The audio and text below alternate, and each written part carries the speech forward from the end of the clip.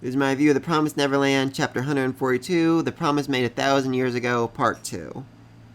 And I must say, I've been annoyed with the people of the past for quite a while, for making this horrible, horrible deal, for dooming countless generations to come. I thought, how could they be so selfish? How could they be such monsters? But it wasn't all of humanity that made this decision. It was literally one man who had been broken by his desire for peace, broken by the constant battles, broken by losing his friends and soldiers again and again and again. He couldn't handle the fighting anymore, and so he needed it to stop, no matter the cost. Even at the cost of his friends, even the cost of his own life. When the demon god is asking for his reward, he thinks to himself, no, even if he asks for my life, I will still gladly give it. That might be for the best after all I've done. He's just broken. And you can see, he is begging, he's pleading his friends again and again. Please take this deal, please accept it, you must. And yet, they don't. He tells them that they can trust in him to work together to find a new plan, to find a better solution, but he can't keep going on. And when they can't agree to follow with him, he betrays them. He literally sells them out to the demons to be the first food that they are going to mass produce. Which I do think confirms my theory that the leader of their group was Emma's ancestor. They look a lot alike, they talk a lot alike. I could certainly see that happening. And even here in this moment, when he betrays them to the demons, his friend, Emma's ancestor, he looks down at him and he smiles, as if telling him, it's okay, I don't blame you. You're still my friend, and god damn, he is such a good person. It actually sickens me. Anyway, so as I said, he was willing to give up his life. He's hoping his life would be offered up as sacrifice in order to make this deal come true, just so he could be at peace, so that he could make amends for his decision. And yet, that is not what the demon god asked, because the demon god, you are an asshole! Really you are!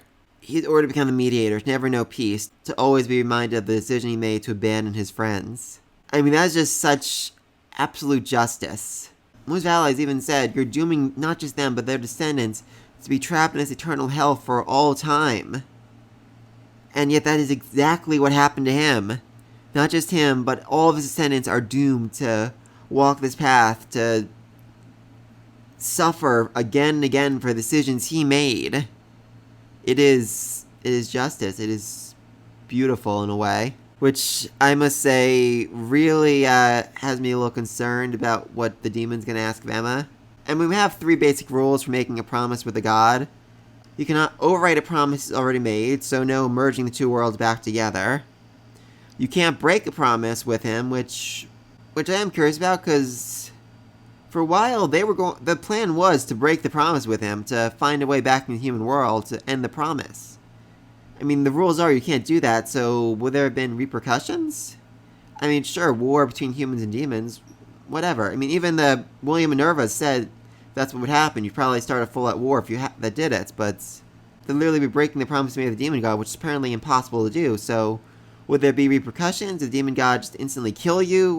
What would happen? Also, you cannot reject the reward he asks you.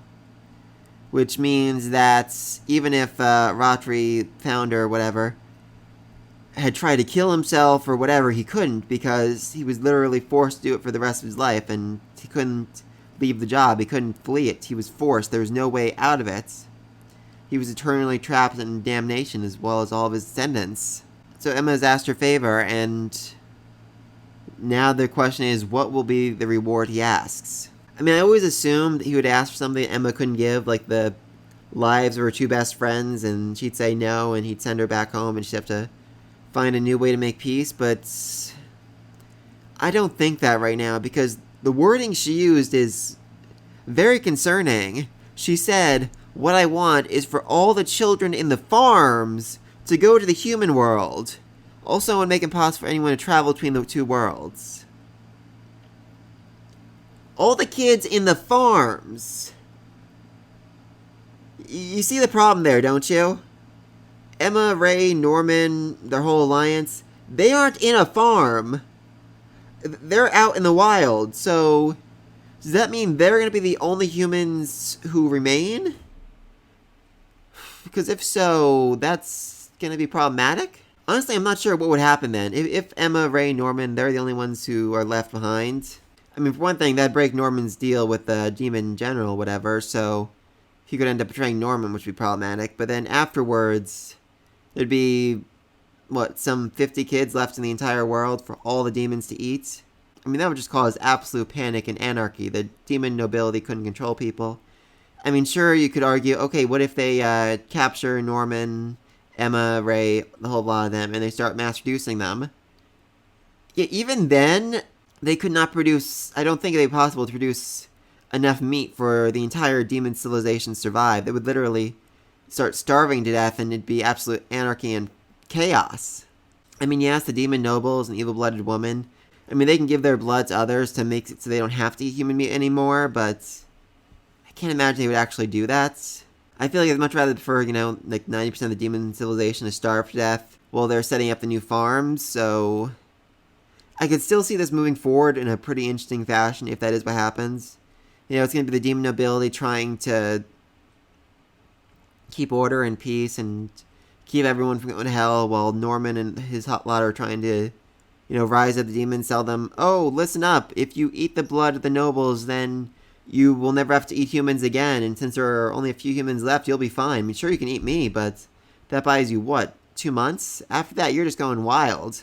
So next chapter, either Emma's going to reject the reward because it's too much for her, or all the humans are going to disappear from the farms, and it's just going to turn to absolute chaos and anarchy, and these last 20, 30 chapters are just going to be trying to make a new peace deal between the humans and demons.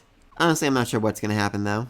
Also, I just had to point this out before I finish this up. I absolutely love the owl in this chapter. I mean, his expressions are just so amazing. As soon as, Ratri comes back, you can see the owl is almost crying. His head's down, his eyes are closed. He's sad because he knows that the friends of his master are about to be killed, about to be turned into demon food, and it's just such great foreshadowing. Absolutely loved it. So yeah, let me know your thought in the comment section down below. Is Emma going to accept the reward, and what is it going to be? Be sure to like, subscribe. Until next time. Peace.